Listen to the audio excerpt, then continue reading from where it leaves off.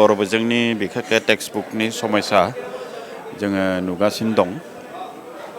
समबादि मोनहैया जोंनाव समबादि माने ट्रेन्सलेट खालामनांगौ बेखौ खोब गुबुन एसामिस मिडियामनि ओंखारनायनि उनावसो जोंनिया बर' मिडियामनि टेक्सटबुकफोरखौ ट्रेन्सलेट खालामनो थाखाय हरो। ट्रेन्सलेट खालामनायावनो मानो बिराद गोबाव नांगौ। बिराद गोबावनि उनावसो जोंनि गथ'फोरा टेक्सटबुकखौ मोननो हानायनि बेबस्था जायो। दा बेखौनो जुदि एकटे माने सम थानायावनो 1 बोसोरनि सिगाङावनो जुदि खालामनायनि बेबस्था खालामो सरकारा, अब्ला जोङो समाव जितु क्लास जानो सम बे समावनो जोङो राननानै होजोबनो हायो। अब्ला क्लास खालामनोबो मोजां जाबाय, टिचारफोराबो मोनजोब्बाय। दा बे असुबिदाया पार्टिकुलार जोंनि बर' मिडियामनि सायाव नुजाबाय थादों आरो बेखौनो जोङो सावरायगोन।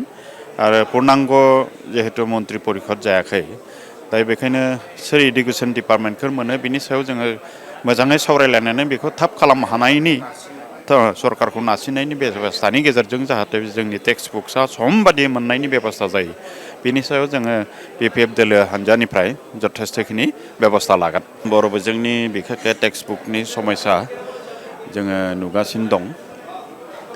समबादि मोनहैया जोंनाव समबादि माने ट्रेन्सलेट खालामनांगौ बेखौ खोब गुबुन एसामिस मिडियामनि ओंखारनायनि उनावसो जोंनिया बर' मिडियामनि टेक्सटबुकफोरखौ ट्रेन्सलेट खालामनो थाखाय हरो। ट्रेन्सलेट खालामनायावनो मानो बिराद गोबाव नांगौ। बिराद गोबावनि उनावसो जोंनि गथ'फोरा टेक्सटबुकखौ मोननो हानायनि बेबस्था जायो। दा बेखौनो जुदि एकटे माने सम थानायावनो 1 बोसोरनि सिगाङावनो जुदि खालामनायनि बेबस्था खालामो सरकारा, अब्ला जोङो समाव जितु क्लास जानो सम बे समावनो जोङो राननानै होजोबनो हायो।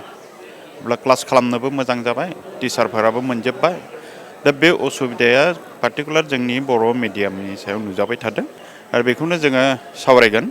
आरो पुर्नांग जिहेतु मन्त्रि परिषद जायाखै, दा बेखायनो सोर इडुकेसन डिपार्टमेन्टखौ मोनो बिनि सायाव जोङो मोजाङै सावरायलायनानै बेखौ थाब खालामनो हानायनि सरकारखौ नारसिननायनि बेबस्थानि गेजेरजों जाहाथे जोंनि टेक्सटबुक्सआ समबादि मोननायनि बेबस्था जायो, बिनि सायाव जोङो BPF दोलो हानजानिफ्राय जथेस्थखिनि बेबस्था लागोन।